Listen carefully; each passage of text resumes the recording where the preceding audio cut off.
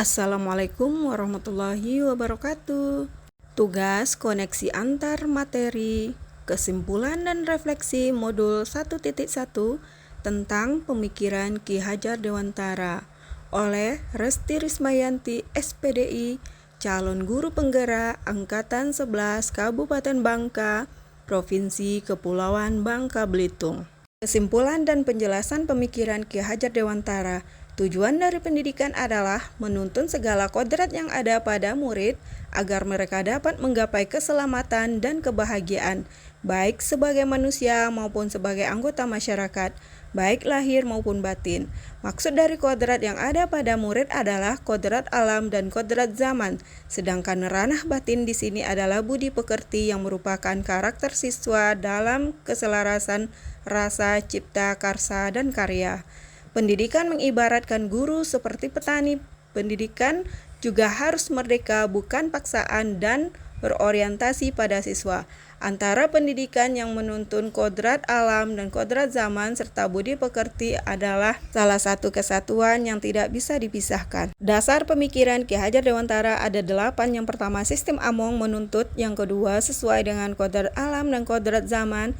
3. Berpihak pada murid. 4. Budi pekerti. 5. Trikon Ki Hajar Dewantara, yaitu kontinu, konvergen, dan konsentris. 6. Merdeka lahir dan batin. 7. Bukan tabula rasa. Dan 8. Pendidik seperti seorang petani. Refleksi. Selama saya menjadi guru, sebagian besar yang saya lakukan adalah banyak menuntut. Mengejar target kurikulum dan materi adalah tujuan utama. Menuntut siswa itu dan ini. Saya tidak mengetahui bahwa tujuan dari pendidikan menurut Bapak Pendidikan kita adalah menuntun segala kodrat yang ada pada siswa agar mereka dapat menggapai keselamatan dan kebahagiaan, baik sebagai manusia maupun sebagai anggota masyarakat, baik lahir maupun batin secara merdeka. Dari modul ini, saya baru mengetahui bahwa guru itu seperti seorang petani. Pendidikan bukan paksaan, pendidikan itu harus merdeka yang dirasakan siswa. Mendidik siswa harus disesuaikan dengan kodrat alam dan kodrat zaman, kebahagiaan lahir dan batin. Hal yang saya percaya tentang murid dan pembelajaran di kelas sebelum saya mempelajari modul 1.1. Hal tersebut yaitu 1. Pembelajaran lebih dominan dilakukan oleh guru. 2. Siswa diberlakukan dengan cara yang sama. 3. Sering mengeluh jika banyak siswa yang tidak tuntas setelah diberikan evaluasi. 4. Ketuntasan belajar siswa dilihat dari nilai KKM dan aspek kognitif saja. 5. Pembelajaran lebih banyak dilakukan dengan membaca dan menulis saja. 6. Ketuntasan penyampaian materi lebih penting daripada memahami karakteristik siswa. Hal yang berubah dari pemikiran atau perilaku saya setelah mempelajari modul 1.1, yaitunya yang pertama, pembelajaran lebih banyak melibatkan murid atau student center. Yang kedua, murid diberlakukan sesuai dengan karakteristiknya masing-masing. Ketiga, memberi kesempatan pada siswa untuk tumbuh sesuai dengan kodratnya.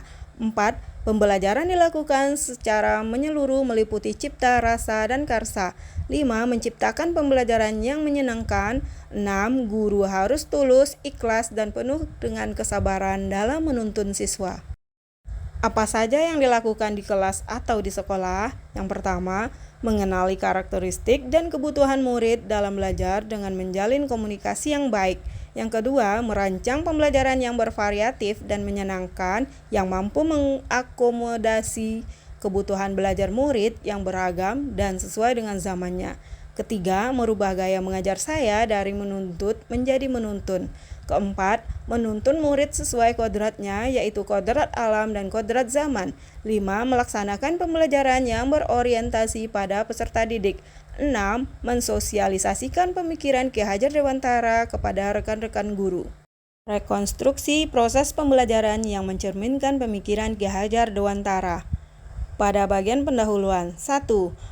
Membuka kelas dengan memberi salam pembuka, setelahnya doa bersama dan kemudian melakukan absensi atau cek kehadiran peserta didik. 2. Mengingatkan kembali pembelajaran sebelumnya dengan mengajukan pertanyaan yang terkait dengan pembelajaran sebelumnya. 3. Menyampaikan tujuan yang akan dicapai dari pembelajaran dan memberikan gambaran tentang manfaatnya dalam kehidupan sehari-hari. 4. Menyampaikan materi yang akan dipelajari dan kemudian membagi siswa dalam beberapa kelompok. Kemudian menjelaskan mekanisme pelaksanaan pengalaman belajar. Selanjutnya, kegiatan inti. Yang pertama, membimbing siswa dengan memberikan ilustrasi terkait materi. Yang kedua, membagikan LKPD pada setiap kelompok dan membimbing pembelajaran dengan menjelaskan langkah-langkah yang akan dilakukan di LKPD. 3. Setiap kelompok diberi kesempatan untuk membaca, mengamati, dan mengumpulkan informasi mengenai materi yang dibahas. 4. Siswa berdiskusi, mengumpulkan, dan saling bertukar informasi terkait materi. 5. Setiap kelompok untuk mempresentasikan hasil diskusi kelompok mereka masing-masing dan kelompok lain memberikan tanggapan. Selanjutnya, penutup. Pertama, peserta didik secara sukarela menyampaikan kesimpulan dari seluruh hasil diskusi. Kedua, guru bersama-sama peserta didik membuat kesimpulan akhir dari materi pembelajaran.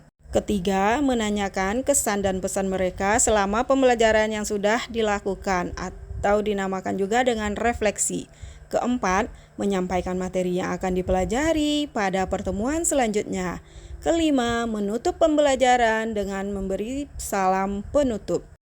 Harapan saya ke depannya, guru dan murid dapat berkolaborasi untuk menginisiasi atau menciptakan kedalaman, rasa takjub dan kasmaran, spiritual, intelektual, dan sosial untuk mencapai keselamatan dan kebahagiaan sebagai manusia.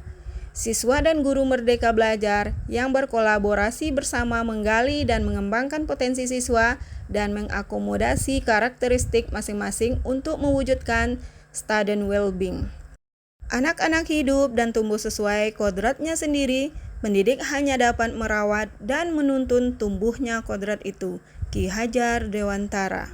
Demikianlah kesimpulan dan refleksi saya tentang pemikiran Ki Hajar Dewantara. Terima kasih, salam guru penggerak. Wassalamualaikum warahmatullahi wabarakatuh.